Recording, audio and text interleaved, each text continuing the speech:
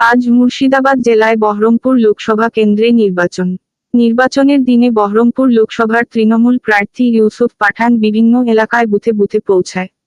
প্রথমে বেলডাঙ্গা, এরপর রেজিনগর বিধানসভা, সেখান থেকে নওদা থেকে ফিরে বহরমপুর শহরের বিভিন্ন এলাকায় তিনি পৌঁছে যান এবং বিভিন্ন বুথে কর্মীদের সাথে দেখা করেন। সকালের পর থেকে বিভিন্ন বুথে ঘোরার পর বেলা শেষ বহরমপুর ব্যাগ স্কয়ার ময়দানে গিয়ে ক্রিকেটও খেলেন তিনি।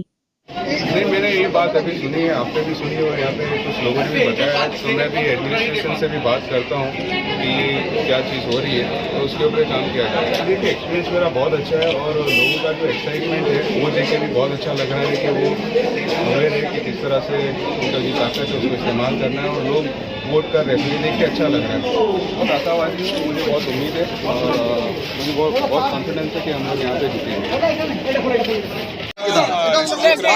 शाम तक बहुत अच्छा वोटिंग भी हुआ और बहुत पॉजिटिव हूँ मैं, बहुत पॉजिटिव हूँ और लोगों ने बहुत अच्छे से मतदान किया। सुबह से लेके शाम तक बहुत अच्छा वोटिंग भी हुआ और लोगों ने मुझे एडवांस में मुबारकबादी भी दी, तो मुझे बहुत पूरा भरोसा है कि यहाँ पर हमारी विक्ट्री होगी।